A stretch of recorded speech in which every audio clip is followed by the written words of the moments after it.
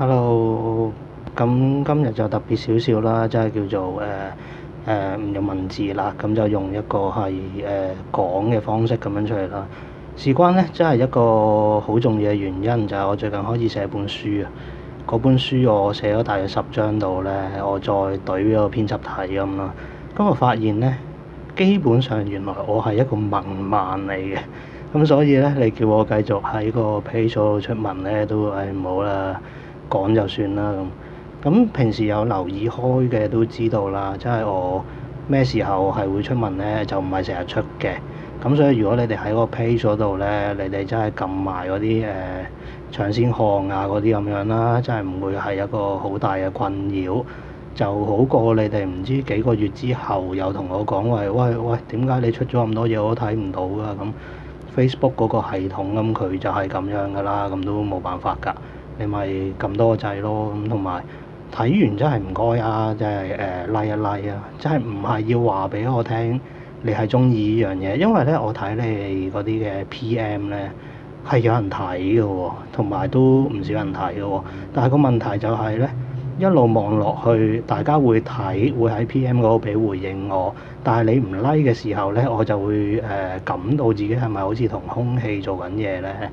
咁長久咁樣落去嘅時候，我就會係越出越少咯，甚至乎係唔想出嘢咯咁。咁如果你哋想係繼續睇到嘅，就俾下 like 啦，就係咁咯，俾我知道其實呢段嘢我唔係對住空氣去做嘅，咁樣就可以噶啦。平時通常如果你哋話我會出一啲嘅文咧，咁即係除咗係啲講座之後嘅撮要之外啦，咁就係有好多人去問我同一條問題嘅時候咧，咁我發覺嗰個問題原來係非常之普及嘅，我就會出文啦。咁今日講嘅嗰一樣嘢都係幾普及嘅一樣嘢，係叫做懺悔咁樣。首先就係我都知道問我問題嗰個朋友啦，佢可能都會睇到呢個 page，咁我就唔係話特登要揭露你啲嘢咁樣，真係唔會開名嘅，真係只不過係呢件事牽涉到有好多人好多個問號，咁講咗出嚟當係真係幫助下人啦，咁呢啲我又冇所謂。今日嗰個朋友就問到係，即係點樣去做一個懺悔啊？即係因為可能有啲事情發生啦，咁咩事就唔講啦。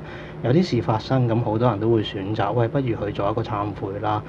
佢哋第一時間去諗到嘅做法咧，就係喺邊度做，念邊部經，俾幾多錢，俾咩人做。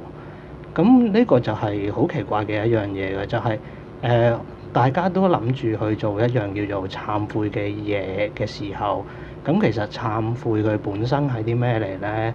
當你諗住去，喂，我俾錢去做一場法事咁樣嘅時候，或者去拜懺，好多人拜懺嘅依家，真係唔係一件壞事嚟嘅。但係你知唔知道懺悔係咩意思咧？知唔知呢個懺係咩意思咧？咁好多人係唔知道，唔知道嘅時候咧，你做任何一個嘅儀式，其實佢冇一個實質嘅意義喺度。咁你可能話一啲可能咁樣做係會有加持嘅喎，咁有加持嘅時候，我入邊一啲嘢就可以消除咗啦。咁就唔會嘅，即係我哋先睇下懺悔係咩意思先。我哋睇翻喺佛教都有講，都講好多關於懺悔嘅嘢。咁乜嘢為之懺咧？咁懺咧，即係呢個叫做陳露先惡啊！咩叫做陳露先惡咧？陳即係你係完全去表達翻呢樣嘢啦，同埋露就係完全去顯露翻呢樣嘢啦。即係你過往所做作嘅嘢咧，你係要完全將佢全面咁樣去撩翻佢出嚟。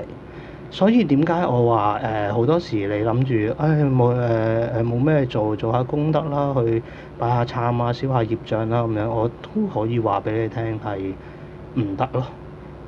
或者唔係唔得嘅，你喺過程之中做到陳露先惡呢一樣嘢咧，咁係對你有幫助嘅。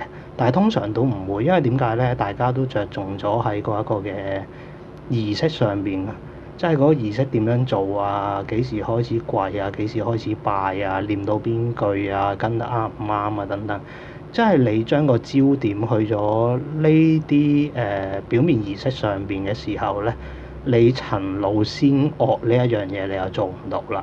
咁你話喂，陳老先惡，咁你話啫，咁總之我哋對過往所做嘅一切都覺得要懺悔咁樣就得啦，咁就唔係嘅。即係陳老先惡呢樣嘢咧，即係你哋去拜懺嘅人都係信佛教啫，係咪啊？咁都係喺一個佛教其中一部啦，即係叫做《摩訶自觀》啦，係有講到明懺明陳老先惡，悔明改往修來。咁呢個陳老先惡，即係你過往所做作嘅一啲嘢，而佢出翻嚟嘅時候咧，嗱你記住喎，佢出嚟嘅時候就唔係話，我諗到我做啲乜嘢唔啱嘅嘢，我諗起我做過啲乜嘢唔啱嘅事，呢件事我用個腦去分析佢係唔啱嘅。咁其實就唔係咁嘅，因為懺又好啦，悔也好啦，你見到佢哋係心字部。用心係最緊要咯。點樣為之用心咧？你成件事去浮現翻出嚟嘅時候咧，你係真係會係感動、感應得翻啊！當時嗰一個情緒，或者你做咗嗰件事之後嗰一種好悔恨嘅情緒咯。咁整個情緒出嚟，整件事件出翻嚟之後，我哋應該做嘅係咩咧？就係叫做改往修來啊！即係將以前一啲唔好嘅嘢改咗去修，即係修正啦。修正即係你要用翻一個去全新嘅做法，即係你呢件事後悔咗啦，之後應該點做咧？你一定要有翻呢一個改過嘅方向，一定要有翻呢一個你好想改過嘅情緒。陳老先惡，改往修來，呢兩樣嘢你做到之後咧，先至開始去做一啲儀式，咁嗰個儀式咧就可以幫助到你。咁好多人問應該念邊一部經啊，念幾多次啊嗰啲咁樣，你自己去衡量咯。真係如果你陳老先惡，改往修來，你係睇到啦，同埋已經決定咗一個改變嘅方向嘅，咁你話誦經方面，我覺得係越多越好啊！即係誦多啲啊，投入多啲去俾自己真真正正一個動力去改變嘅。因為我哋係需要努力啊，任何事都需要努力去令佢最終有一個成就出嚟。咁誦經都係一個努力，都係將呢個努力投放喺你改過嗰件事入邊。成個過程咧，我哋就係懺悔，由你發現開始，直到願意改過，跟住去做一啲嘢，去俾自己去修正。呢個過程係懺悔。所以咧，你哋拜懺啊，尤其是一啲鍾意拜懺嘅人咧，如果你知道咗懺悔佢本身係啲咩嚟咧，你喺拜懺嘅過程，呢一個陳老先惡係會出到嚟，呢一個改往修來都會出到嚟。如果你係盲舂舂，真係人哋話呢件事功德無量啊，好大功德㗎，少好多業障㗎，咁你去做咧，就可以話俾你聽係完全冇用咯。完全冇用嘅意思咧，就係你陳老先惡，你種下嗰粒種子咧，即係你過往發生過嘅一啲事情，你喺入邊一個悔恨嘅心情，唔會因為你做咗一種儀式而佢會消失咗。你一定要俾佢顯露翻出嚟，一定要制定一啲改過嘅方向，呢件事先至會由一個惡嘅種子變做一個係善向嘅種子咯。咁呢個懺悔，今日有人問到，我就係用呢個方式去答佢啦。咁佢話做咩經好，我都有建議佢去做咩經嘅，但係都係話咗俾佢聽，你先要做到嘅都係陳老先惡，改往修來呢樣嘢做得到，先去誦經，你先至會有一個意圖喺度。呢一個意圖透過你誦經呢一個努力咧，不斷去強化你願意去改過嘅一個心啊，咁成個種子咧先至做到叫做一個轉化咁樣咯。咁另外啦，真係除咗懺悔之外咧，今日就都有人問啦，其實都係一個幾失望嘅問題嚟嘅，就係問禪藝嗰度唔係叫禪藝，而家叫繪畫內在重建個課程，真係嗰啲畫會唔會好難畫啊？點啊？要唔要話真係隻眼好利先可以畫到啊？咁樣嗰啲，咁係咯。其實我自己自認為之前有人訪問過嗰條片咧，已經係好清楚俾大家知道呢樣嘢係咩嚟嘅，甚至乎繪畫內在重建之前，我唔中意個名㗎，講真。之前佢係叫做禪藝自由繪畫㗎嘛，呢個名我係非常之中意嘅。但係當大家都喺度問，喂 Benny 你幾時再開呢個禪繞啊咁樣嗰啲，咁我次次都要解釋，唔係禪繞，根本兩樣嘢嚟嘅。即係你成個 healing 過程，咁個訪問幾分鐘，即係你睇睇啦，咁唔睇都冇辦法，好難同你解釋係咩嚟。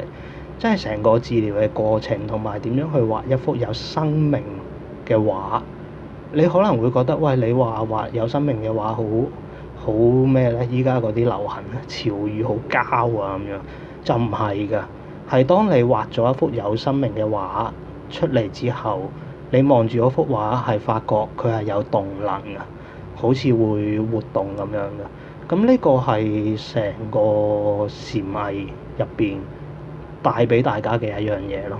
第一樣嘢就係將你一啲唔好嘅嘢先攞走先。第二樣嘢就係強化翻你一啲好嘅動能。第三樣嘢就係點樣創造一個你最想成為嘅自己咧？點樣將嗰個意識帶落去嗰一幅畫嗰度咧？咁成個過程個重點咧就唔係話我要畫一幅畫啊，咁畫到佢好靚好靚咁。講真，你要畫到好靚嘅話，你學素描啦，你或者真係去學禪繞畫啦，或者真係去學油畫啦嗰啲咁，你就唔係要嚟上呢個課咯。你上呢個課就係要學習一個轉化過程，要睇清楚自己嘅願景，其實你係想點？你好想成為嗰個你自己，你係咪真係咁想呢？喺呢一個課程嘅過程之中咧，呢啲嘢你會睇得到咯。另外就係入邊有好多一啲叫做隱藏技術啊。隱藏技術就係我唔會話明俾你知咧，我係教你啲咩啊，用乜嘢方法令到你有自信啊嗰啲咁樣，而係喺成個過程由第一幅畫到第三幅畫之間，我點樣喺從中一少少嘅調整，令到你個人入邊係越嚟越有自信咧。咁呢啲就係一種叫做非語言嘅暗示嚟嘅，大家唔會係咁容易明白當中做過啲乜嘢。所以咧，點解個個上完啲人咧都話哇好正啊，好玩啊，同埋都好新奇。哇，點解幅畫好似識喐咁樣嘅咧？呢個就係呢個禪藝自由繪畫，唔係似繪畫內在重建嘅特色咯。即係我希望呢個課程係好口碑嘅，即係上過嘅人大家都係極之中意同埋推崇其他人去上嘅。咁我希望就係我有一日唔使再用繪畫內在重建呢個名，我想用翻禪藝自由繪畫，而唔會全世界都覺得我教緊禪繞畫。嚟緊我諗個報名都扎扎地㗎啦。你如果有朋友想學嘅話，盡快 PM 啦。即係我自己都要買架撐㗎。你幾多人嚟上，我係要預翻啲架撐咁樣。好，講到呢度先。